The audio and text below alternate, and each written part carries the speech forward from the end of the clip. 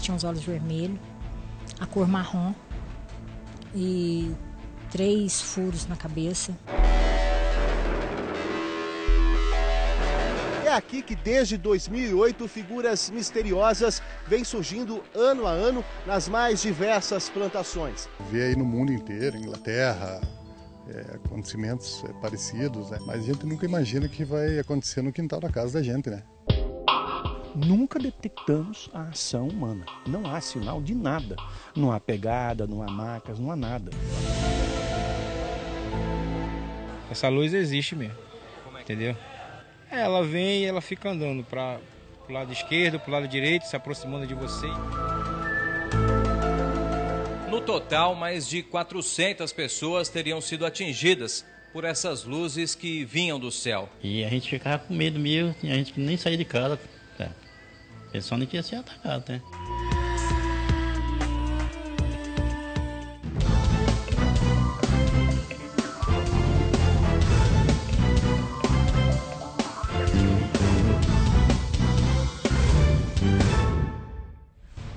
Olá, boa noite. Será que estamos sozinhos no universo?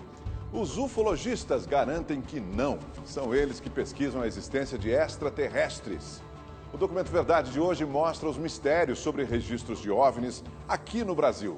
São histórias intrigantes de aparições, figuras, fenômenos e até abduções. Relatos que encantam alguns e deixam na dúvida outros. Para começar, o repórter Igor Duarte e o cinegrafista Luiz Nogueira foram até a região sul do país, onde figuras enormes aparecem em plantações. Os chamados agroglifos surgem sempre na mesma época do ano.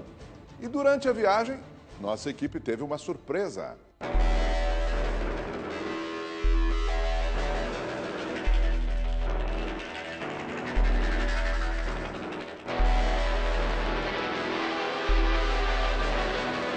De objetos voadores não identificados a figuras misteriosas em plantações.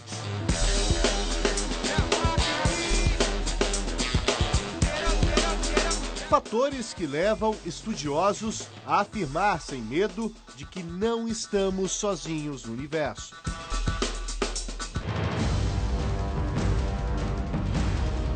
A população do planeta como um todo, dentro de muito pouco tempo, talvez no máximo uma década e meia, vai receber oficialmente dos dirigentes de seus países ou das grandes potências a descoberta, a informação da descoberta de outras formas de vida inteligente.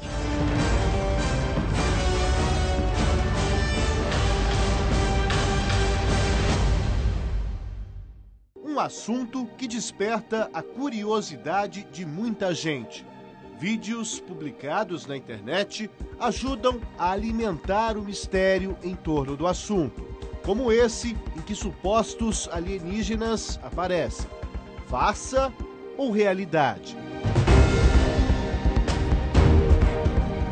Partimos em busca de respostas com o ufólogo Ademar José Gevaerd, um dos maiores especialistas do assunto no país. Nosso destino, Prudentópolis, uma pequena cidade do interior do Paraná, onde em outubro de 2015, uma figura conhecida como agroglifo surgiu no meio de uma plantação. Durante a viagem até lá, as primeiras revelações. Essas figuras ainda vão surpreender o mundo de alguma forma? Não tenho a menor dúvida. Eu considero, Igor, os agroglifos o maior fato da ufologia brasileira desde o caso Varginha. Os agroglifos, eles estão acontecendo todos os anos, desde 2008, nos locais que nós já sabemos e com um período, data e hora marcada.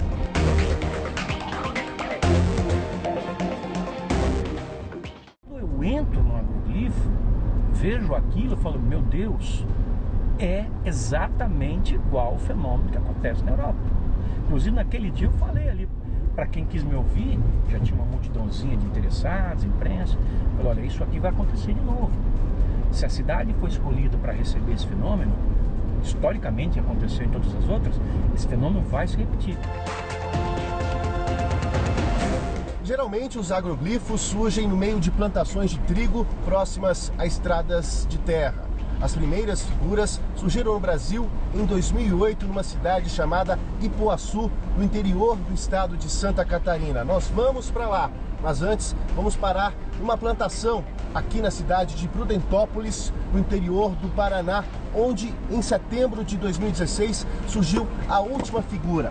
Essa figura, claro, gerou uma grande curiosidade para os ufólogos, pesquisadores que vêm estudando há muito tempo todas essas figuras. Foi aqui, no meio dessa plantação, que surgiu então a última figura.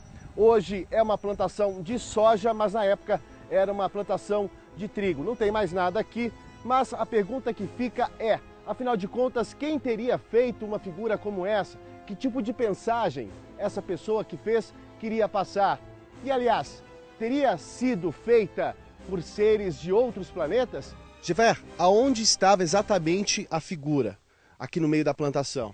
Bem lá naquela posição lá, nós tínhamos a figura visível a partir da estrada, mas é claro que você tem que ir até onde ela está para poder ter uma ideia dela, né? Mas você só vai mesmo entender o formato dela quando você tirar uma imagem de cima, porque muitas vezes a figura é tão grande que você pode caminhar por ela e você não tem noção do seu conjunto, né? Você tem noção dos elementos.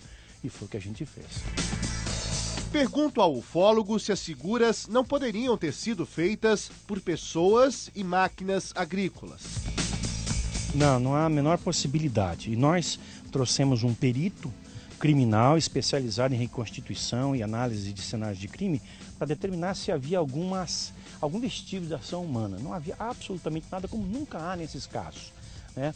Além do que, nós medimos a área do agroglifo e fizemos uma análise. Uma pessoa sozinha para produzir esse agroglifo precisaria trabalhar 65 horas dobrando as plantas.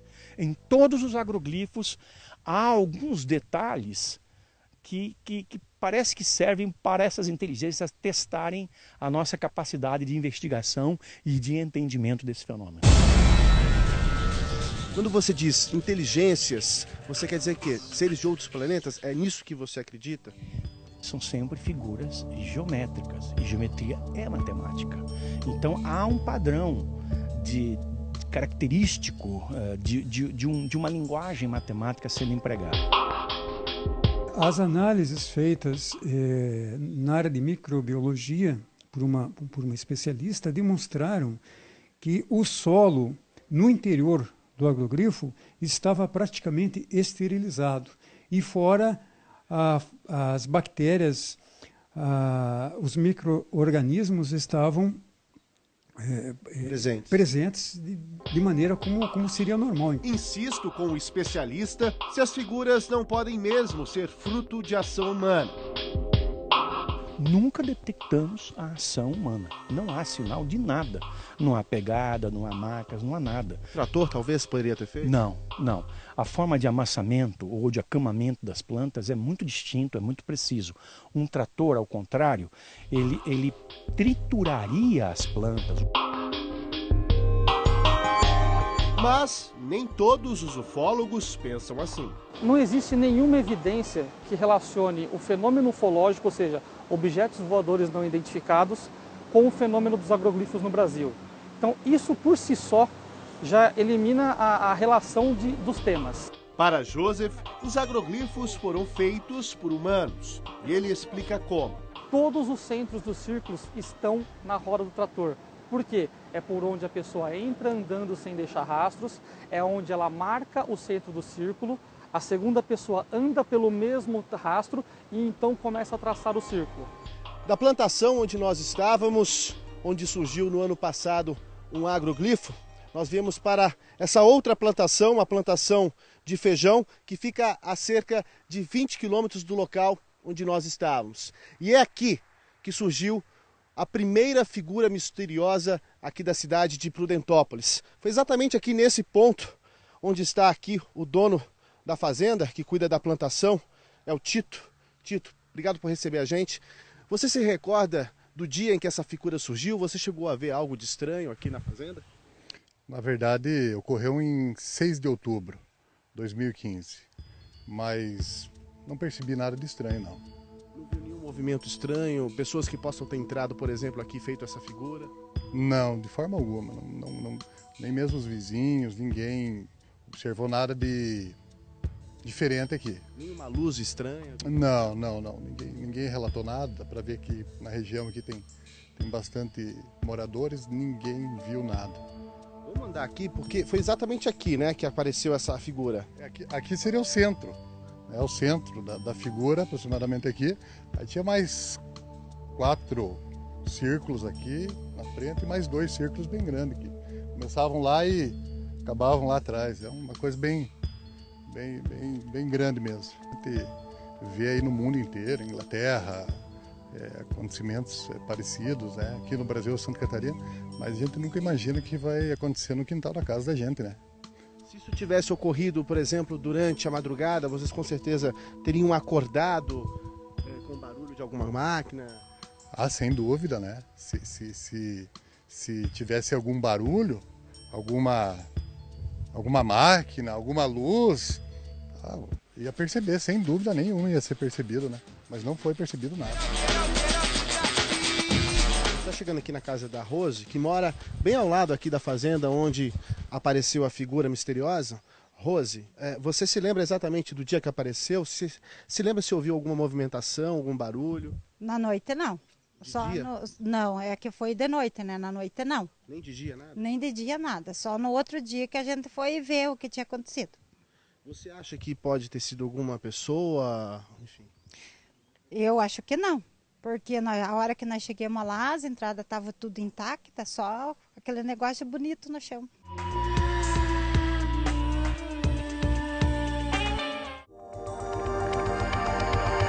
Amanhece em Prudentópolis. Durante uma gravação do céu da cidade, nosso cinegrafista Luiz Nogueira registra uma imagem intrigante. Repare nesse objeto. A imagem está acelerada e mostra algo se mover, como se estivesse caindo. Repare agora em câmera lenta.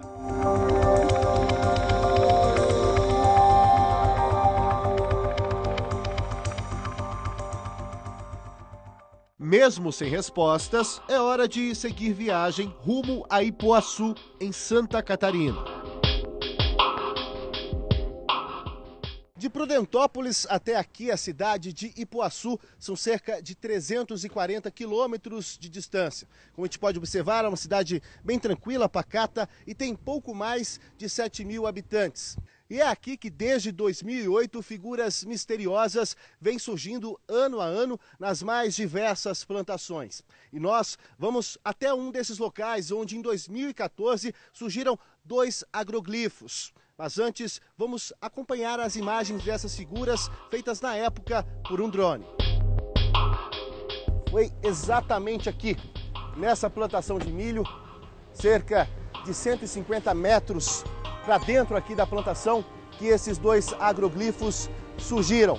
Um tem cerca de 6.000 metros quadrados e o outro tem cerca de 4.000 metros quadrados. Bom, Gevaert, um agroglifo já chama atenção, agora 2 no único dia. Isso acontece e aconteceu já inúmeras vezes. Aqui em Ipuaçu nós tivemos isso desde o primeiro ano em que isso surgiu em 2008. Eu acho que se a gente tentar fazer é impossível, né? Então é uma coisa perfeita. E chama atenção por isso aí, não tem tecnologia nenhuma na terra que seja capaz de fazer aquilo ali. Aqui em Ipuaçu, a população em peso da cidade já fala sobre os agroglifos e não poderia ser diferente. Aliás, um deles surgiu numa plantação perto aqui da casa do seu Valdemar Visoli. Seu Valdemar, o que te chamou mais atenção quando você se deparou ali com o desenho misterioso? Eu me impressionou do desenho ser tão bem feito e um desenho grande.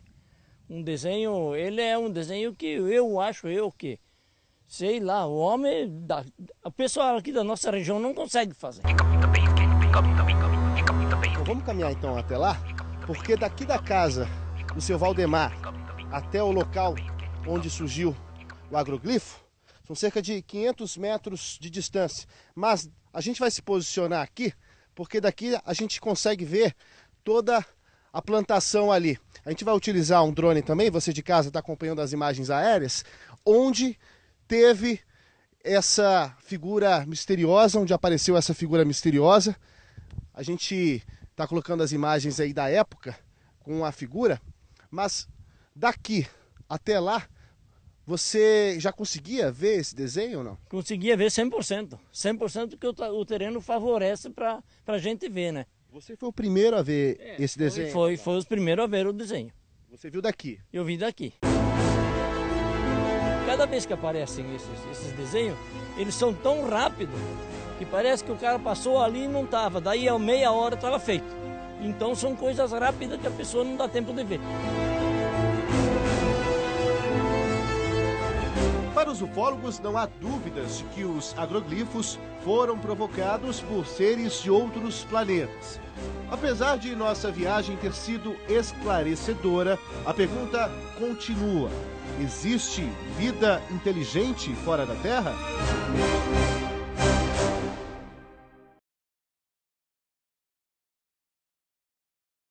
O que é necessário ainda é que mais a academia se aproxime desse fenômeno, o que seja, que as universidades venham, se aproximem desse fenômeno com uma mente aberta, né? Não com credulidade e também não com preconceito, para que a gente tenha laboratórios onde a gente encaminhar esse material, para que a gente tenha cientistas das mais diversas áreas para examinar esse fenômeno.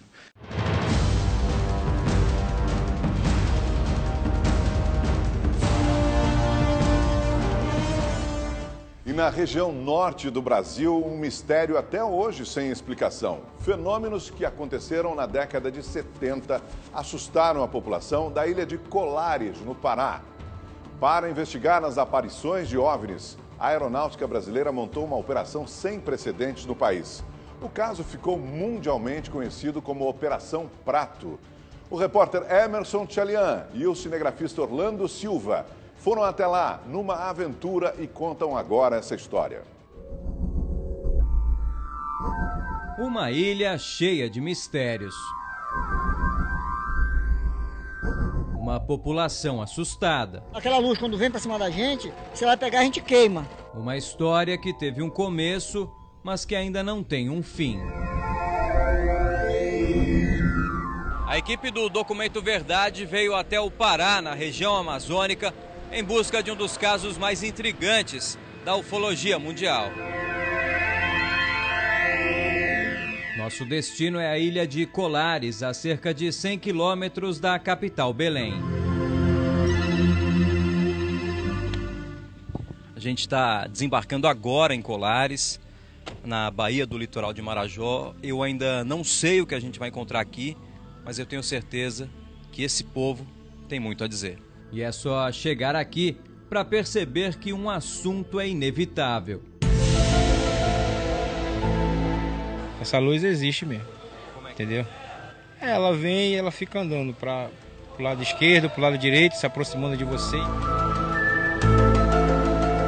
Em 1977, começaram a surgir relatos de aparições de OVNIs na região amazônica. As notícias ganharam destaque nos principais jornais da região. Seu Ivan tem 82 anos. É pescador, como a maioria dos homens da ilha. No auge das aparições, nos anos 70, ele estava no mar quando viu uma luz que até hoje não sabe explicar. Veio passando aqui, aparelho, sabe? Porque nós vimos. Aquela luz, como ninguém conta, né? Aquela luz verdeada, bonita, né? Aí nós suspendemos a nossa luz daqui e aquela luz aprofundou. Aí desapareceu. Muitos que vivem aqui têm histórias parecidas. Uma luz forte, alta, vermelha, branca, dá um focão vermelho e depois vai baixando branca. O fenômeno teria ido muito além dos contatos visuais. Os moradores relataram que foram vítimas de um inexplicável feixe de luz que vinha do céu. A luz era lançada por objetos voadores não identificados de vários formatos. O feixe de luz provocava cortes, perfurava a pele e sugava o sangue dos habitantes. 2 pessoas teriam morrido nos ataques.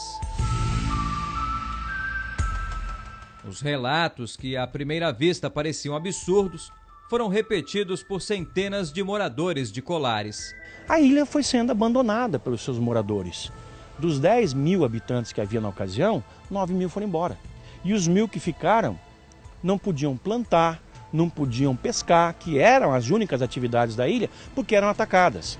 No total, mais de 400 pessoas teriam sido atingidas por essas luzes que vinham do céu. Elas foram atendidas aqui, neste posto de saúde, o único da região até hoje, por profissionais de Colares.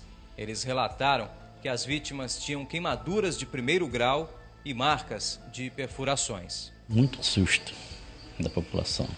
Era uma coisa que até eu ficava assustado de ver aquela coisa horrível, sabe? O pessoal tá se queixando, sabe? E a gente ficava com medo mesmo, a gente nem saía de casa, pensando que ia ser atacado, né? Dona Maria José é técnica de enfermagem do posto. Seguiu a profissão da mãe, que trabalhava aqui quando tudo aconteceu. As pessoas chegavam com hematoma no pescoço, né? Aqui na parte do abdominal, por onde tinham sido atingidas, né?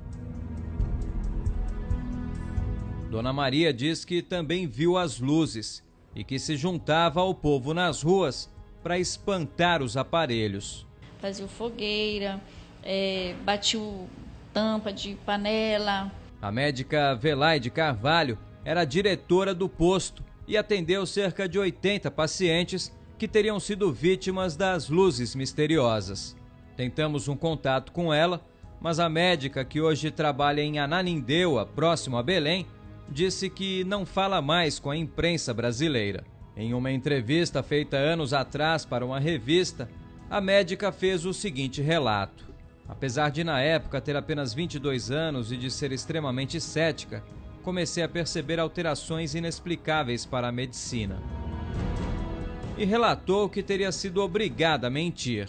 Fui pressionada pela aeronáutica a convencer as pessoas atingidas pelas luzes de que elas estavam sendo vítimas de uma alucinação coletiva e que aquilo que elas viram nunca existiu.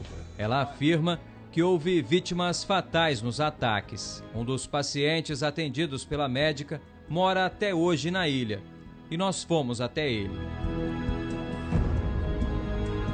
Nilton Cardoso de Oliveira, 61 anos, é citado como o único homem ainda vivo que teria sido vítima das luzes misteriosas de Colares. Eu não sei não como foi aquilo, porque a casa lá, de quando eu vi aquele negócio estava me apertando, me agoniando, sabe, que quando eu vi, mexe aquilo, me deu umas 3 sugadas daqui, ó, desse lado aqui do meu pescoço aqui. Igual aquilo, parece quando a gente esbarra numa eletricidade, que dá aquele choque. Ela estava acordada e ela começou a gritar. Um tio dela que estava logo assim, ela começou a gritar: tio, meu padrinho, pelo amor de Deus, vem aqui, que tá dando um negócio no Nilton, né? Casa cheia de gente, a população de lá, atirando para cima, era bala lá para cima. Eu digo, o que é isso que está acontecendo? Ainda mais no escuro, não tinha energia. Aí ela disse assim, o chupa-chupa te chupou. O pescador, que tem dificuldade de locomoção, teria ficado com sequelas da luz misteriosa. Até hoje eu sinto muita dor na minha perna, não sei se é desse negócio. Eu não era assim, eu era um homem que eu trabalhava pra caramba. Peço que isso nunca venha mais nessa coisa, mas é porque isso não é fácil, não. Mas ele não seria o único sobrevivente. Percorrendo outros pontos da ilha, numa localidade distante do centro de Colares, encontramos Dona Carmen. Ela garante que também foi vítima da luz. Estava dormindo. Aí quando eu me espantei com aquela zoada assim, tudo fino em cima da casa. Né? Aí eu quis abrir meu olho, não podia, nem eu fazia assim para ver aquele negócio vinha clareando. Aí quando eu vi veio aquele negócio, sentou aqui, olha, até aqui as marcas, tinha aqui no meu braço. Senti espetada só quando aquele agarrou no meu braço. Aí eu fiquei amortecida, me amorteceu, né? Aí eu fiquei ali sem poder me mexer. Os moradores de Colares dizem que as luzes continuam por aqui. Decidimos então explorar a ilha. A gente vai fazer agora uma vigília na praia do Machadinho. É uma região de difícil acesso aqui pela floresta, mas é um local que tem muitos relatos de avistamentos e a gente está indo para lá agora. Edmar é artesão. Ele mora em Roraima, mas sempre vem a Colares para fazer vigílias. Várias vezes faço vigília aqui, faço vigília na frente da cidade e as sondas aparecem, com certeza. Até agora a gente não teve nenhum avistamento, mas é uma sensação tão interessante, uma energia tão diferente. Vou pedir até para o Orlando Silva desligar a luz aí da nossa câmera, para vocês verem. É isso aqui, ó. Essa é a natureza que a gente está sentindo agora aqui na ilha de Colares. Depois de quase 3 horas de olho no céu e nenhum flagrante, decidimos encerrar a vigília. O que a população daqui viveu no final dos anos 70 agitou a cidade e também as Forças Armadas brasileiras.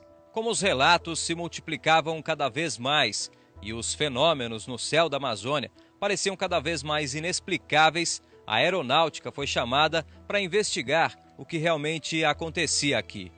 Era o início da Operação Prato, até hoje a maior missão militar brasileira para investigar objetos voadores não identificados. Uma pequena equipe com oficiais da aeronáutica desembarcou em Colares em outubro de 1977. O experiente capitão Uirangê Holanda era o comandante da operação. E ele foi imbuído da intenção de mostrar que não havia nada disso. E aí, logo no início, ele se convenceu do contrário.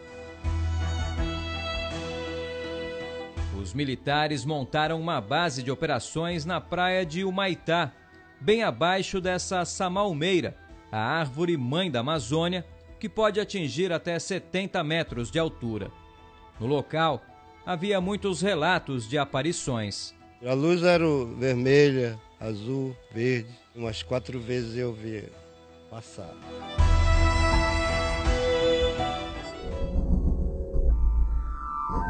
Este homem é um dos personagens mais importantes da Operação Prato. O pescador Rosil de Oliveira foi o guia do capitão Holanda durante toda a investigação. Ele pilotava o barco do comandante da missão oficial. Ainda com medo das consequências do que teria visto aqui, seu Rosil nunca gravou com nenhuma emissora de TV e não quis dar nenhum depoimento. E aí pedir desculpa, ainda que eu não posso falar, tá? No dia seguinte, encontramos novamente o homem que acompanhou de perto a Operação Prato. Sem saber que estava sendo gravado, ele contou que viu vários OVNIs. É muito grande, uma luz parece um balão desse, aí não tem zoada, não tem nada. Fica parado no ar assim uns 10 minutos, 15 minutos, aí some. E é sempre igual as que o senhor viu ou muda? Não, assim, muda. Vários as formatos? Luzes muda. Tem uma luz verde, vermelha, amarelada. Eu trabalhei quase uns 6 meses com ele. A nave existiu, de certeza. Não tem dúvida? Não tem dúvida. Não podia ser avião? Não fazia zoada, não fazia nada. Com um barco semelhante ao que teria sido usado pelo capitão da FAB, nossa equipe refez os roteiros da operação pelas águas da Amazônia. Aqui, exatamente nesse ponto, onde tem aqui as ruínas de uma construção, aqui era uma das bases da Operação Prato. A antiga casa, né? Aqui era o tanque onde eles armazenavam água para o consumo diário, a água doce. Aí aqui, se olhando bem, tem as estruturas ainda estão de pé. A A operação durou 3 meses e teria acabado precocemente no auge das investigações. O então capitão Holanda, que depois foi promovido a coronel, comandante da Operação Prato, ficou em silêncio durante 20 anos. Em 1997, já na reserva da Aeronáutica, o personagem principal da Operação Prato decidiu revelar tudo o que viu aqui. O coronel chamou os ufólogos Ademar Gevaer e Marco Antônio Petit para uma entrevista na casa dele em Cabo Frio, no Rio de Janeiro. Desde o início da Operação Prato, o coronel e a equipe dele avistaram objetos luminosos no céu da Amazônia. Apareceu uma luz, tá? Veio de norte, no sentido norte-sul, na nossa direção, a média altura, tá? E realmente quando chegou, ela se deteve e fez um círculo em torno. Depois foi embora, tá? Um brilho azul, forte. Era isso. E depois de um mês, as coisas eram em cima da equipe. Eles já estavam em cima da gente, eles sabiam o que a gente estava fazendo. Mas com um tema tão polêmico, a operação precisava de provas materiais. E eles conseguiram. Fizemos muitas fotografias, mais de 500. Quantas fotos de UFOs foram feitas? Quase todas tinham. O coronel afirma que durante a operação, um dos avistamentos foi o mais impressionante. Eu só vi aquela luz muito forte, tá? Muito forte, um azul estranho, mas muito alto, muito grande, um sol enorme na nossa frente. Imenso, um troço inacreditável, incrível. Nós ficamos parados olhando e agora? Aí eu fiquei com medo. O oficial da FAB, que comandou a maior missão militar no Brasil, de caça aos OVNIs, acredita que o governo encerrou a operação porque não teria como explicar o fenômeno que acontecia na Amazônia. Quem são? Não tem resposta. De onde vem? Não tem resposta. O que eles querem? Também não tem resposta. Pouco depois dessa entrevista, no final de 97, antes mesmo da publicação, o coronel Holanda foi encontrado morto, enforcado. As declarações e depois a morte do coronel Holanda lançaram ainda mais curiosidades sobre o que realmente teria acontecido em Colares. Mas ainda faltavam as evidências, as provas, as imagens. Será que realmente existiam? Existiam e foram finalmente divulgadas depois de uma pressão da comunidade ufológica brasileira. Aqui temos documentos originais do Ministério da Aeronáutica, do 1º Comando Aéreo Regional, Estado-Maior, 2ª Seção aqui de Belém. Há relatos, repito, oficiais da Aeronáutica sobre avistamentos de objetos voadores não identificados. Esse documento, inclusive, né, doutor, fala aqui sobre filmes que a Aeronáutica fez na época de Super 8. Assim como também foram feitas uma série de fotos, né? Fotogramas também de outros filmes, e aqui também relatos de trajetórias de objetos voadores sobre essa região. O material, que hoje está no Arquivo Nacional, tem cerca de 500 páginas e dezenas de fotos que foram registradas no Pará. Neste relatório do dia 17 de dezembro de 77, pouco depois da meia-noite, a equipe da FAB avistou um corpo luminoso a 400 metros de altura. A Aeronáutica também liberou fotos da Operação Prato, registradas pelos militares na ilha de Colares.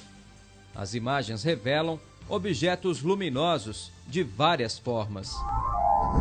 Mas, segundo os ufólogos, essa é apenas uma pequena amostra de tudo o que foi registrado na Amazônia. Seriam mais de 2.000 páginas, 500 fotografias e 16 horas de filmes. Eu acredito que quanto à Operação Prato, ainda reste muita informação, a informação mais importante, a informação mais contundente não foi revelada à sociedade. Sobre os vídeos feitos na Amazônia, a Aeronáutica nunca divulgou nada para o público. Quem viu, quem viveu e quem ainda convive com os mistérios de Colares garante que é tudo verdade. Não tinha porquê nós estamos mentindo, né? Não tem, porque isso aconteceu. Eu estou dizendo que eu vi. Aconteceu. Não minto, estou com 86 anos, né? Não tenho precisando de mentir.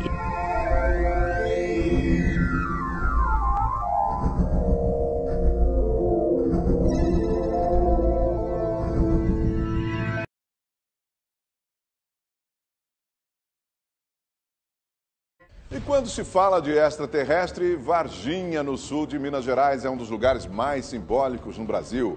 Há relatos de que naves e aliens teriam aparecido pela cidade. 21 anos depois do caso mais conhecido, nossa equipe conversou com uma das 3 mulheres que dizem ter visto o ET de Varginha.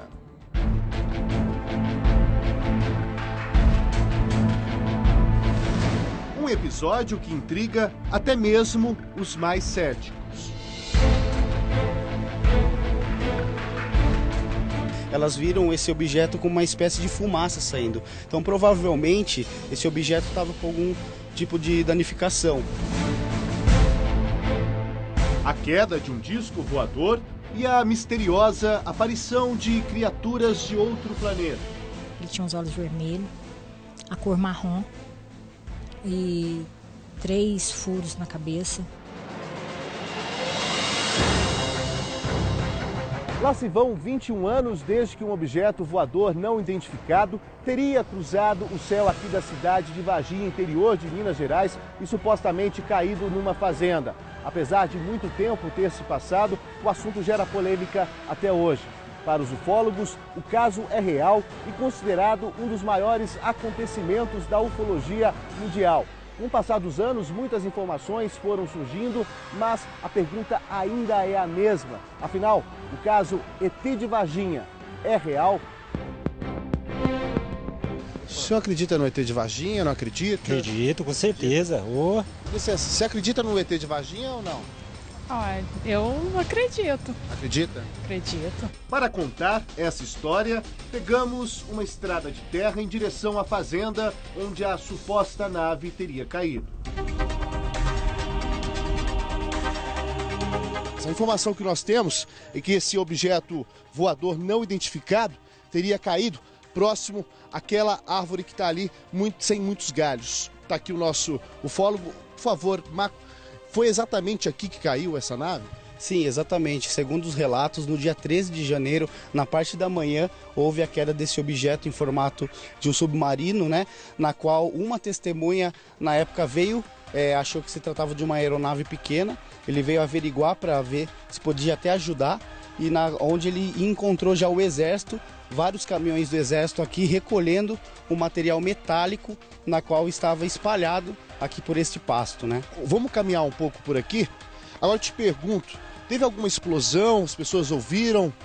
Sim, houve sim. Houve um casal de fazendeiros aqui próximo que escutou o estrondo no dia da parte da manhã, tanto que eles acharam que tinha caído alguma coisa, um meteorito, algo do tipo. Exatamente uma semana depois, os relatos de 3 mulheres ganharam as páginas dos principais jornais.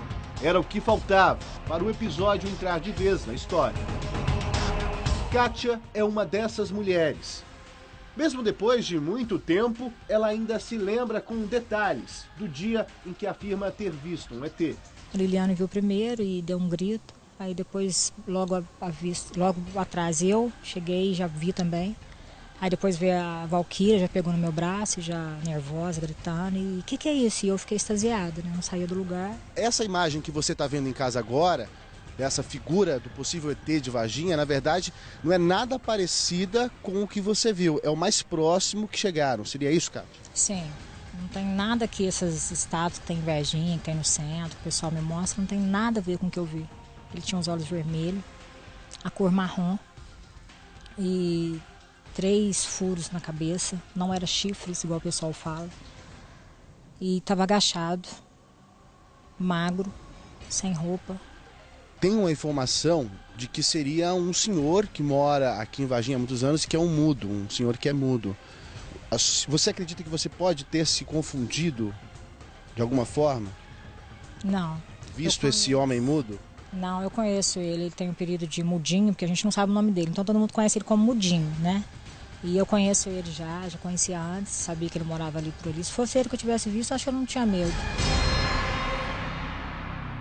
Para o ufólogo, o fato da suposta criatura ter sido vista a quilômetros de distância do local onde o misterioso objeto teria caído tem explicação. Provavelmente esse objeto estava com algum tipo de danificação. Então a gente acredita que esses seres, de repente, poderiam ter apertado um botão de eject, como nossos pilotos da aeronáutica ou da aviação civil fazem, enquanto estão quando estão em voos, e de repente foi uma maneira de eles se safarem desse acidente.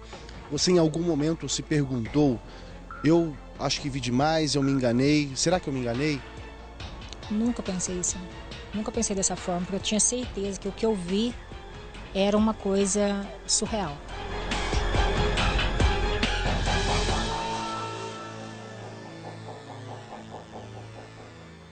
Muitos anos antes do episódio Varginha ganhar repercussão mundial, um outro fato aconteceu aqui na cidade, isso em 1970, e chamou a atenção de toda a população, que foi uma suposta nave que passou pela cidade, provocando sérios problemas para a rede elétrica. O seu Bichara é uma das testemunhas desse caso. O que aconteceu com a rede elétrica? Tiveram vários problemas, alguns equipamentos eletrônicos, foi isso? Logo que esse aparelho apareceu, esse objeto apareceu no começo da rua Rio de Janeiro, seguindo acima dela, houve a queima de transformadores, jogaram, naquele tempo eu lembro, jogou óleo para fora do transformador, queimou geladeiras, rádios e deu defeito em carro. Bom, a gente está chegando aqui na rua Santa Cruz, no centro aqui de Varginha, e foi exatamente aqui, onde hoje funciona esse salão de beleza aqui, que o senhor tinha a barbearia e que viu essa suposta aeronave. É isso mesmo, senhor? Confere. Pairou justamente em cima da casa onde eu morava. De lá saiu o clarão, veio e parou aqui, né, justamente nesse ponto aqui, e com a luminosidade muito forte, um azul bem clarinho.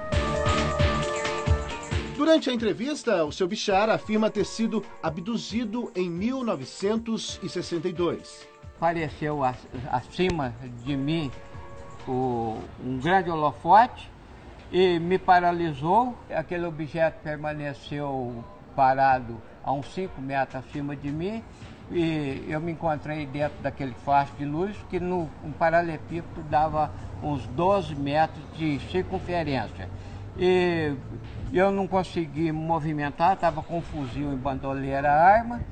E logo eu observei, desceu 2 escadinhas pela uma abertura debaixo desse objeto. Na escada da direita desceu um tripulante com uniforme marrom, com uma espécie de macacão de neném novo, com um conjunto, inclusive a carapuça, e um outro da esquerda com um uniforme diferente. Esse da direita que tinha um corpo mais contornado, ele me pegou pelo braço assim, com fuzil e tudo. Eu coloquei o coturno no segundo degrau que estava no paralelepípedo, aquela escada começou a girar para cima, enquanto o outro tripulante da esquerda fazia uma espécie de vigília, olhando, dando cobertura até que esse outro me içasse até no primeiro compartimento desse objeto. Logo eu já me vi deitado numa espécie de prateleira que saía daquele compartimento. Você já estava dentro da nave, então? Estava dentro da nave. O senhor estava consciente nesse momento? Eu não digo que estava consciente, porque quando eu já fiquei paralisado, só funcionava a audição e a visão. Bom, naquela época chegaram a chamá-lo de maluco ou algo parecido? Não, as pessoas assim, muito mal informado, porque graças a Deus, pela amizade que a gente tem, pelo convívio, então ele, como diz, não acreditava, mas também não judiaram muito, né?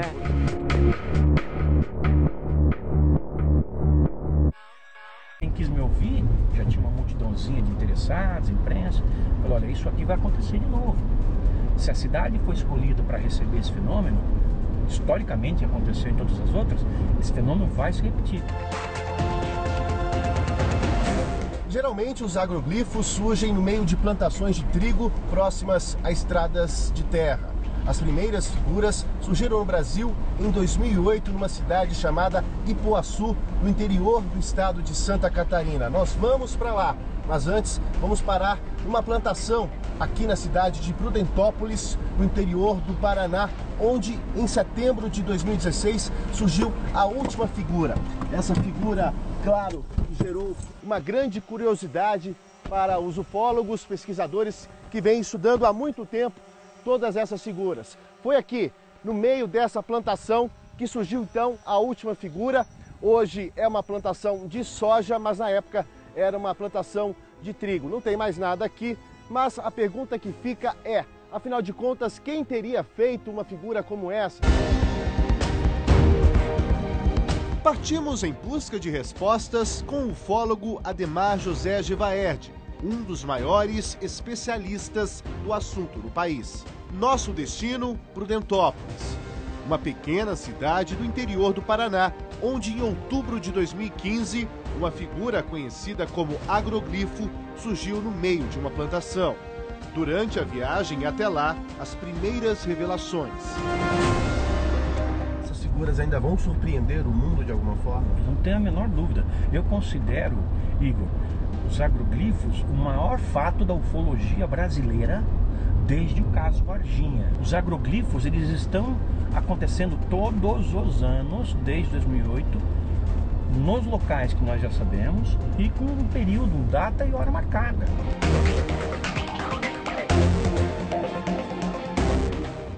Quando eu entro no agroglifo, vejo aquilo e falo, meu Deus, é exatamente igual o fenômeno que acontece na Europa. Inclusive naquele dia eu falei ali para quem...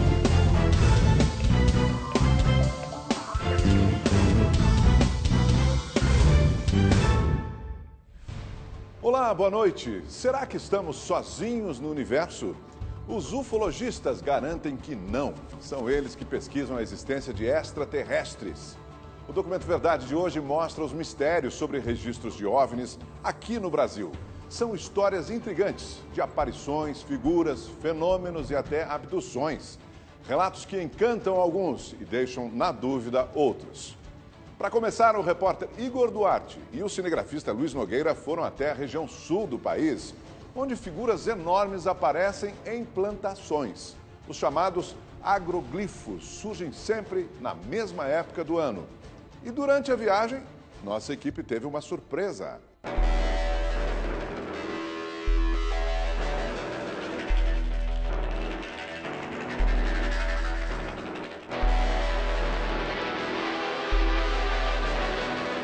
De objetos voadores não identificados, a figura... Ele tinha os olhos vermelhos, a cor marrom e 3 furos na cabeça. É aqui que desde 2008 figuras misteriosas vêm surgindo ano a ano nas mais diversas plantações. Vê aí no mundo inteiro, Inglaterra, acontecimentos parecidos, né? Mas a gente nunca imagina que vai acontecer no quintal da casa da gente, né? Nunca detectamos a ação humana. Não há sinal de nada. Não há pegada, não há marcas, não há nada. Essa luz existe mesmo, entendeu? Ela vem e ela fica andando para o lado esquerdo, para o lado direito, se aproximando de você. No total, mais de 400 pessoas teriam sido atingidas por essas luzes que vinham do céu. E a gente ficava com medo mesmo, a gente nem saía de casa, pensando que ia ser atacado, né?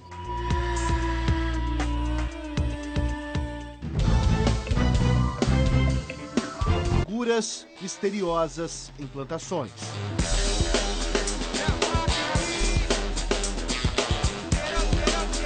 Fatores que levam estudiosos a afirmar sem medo de que não estamos sozinhos no universo.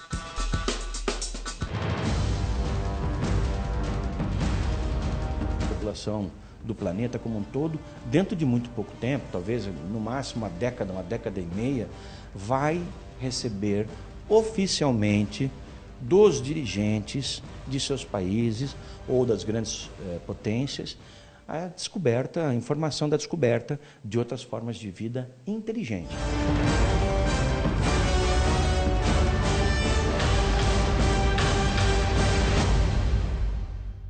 Um assunto que desperta a curiosidade de muita gente. Vídeos publicados na internet ajudam a alimentar o mistério em torno do assunto, como esse em que supostos alienígenas aparecem. Farsa ou realidade?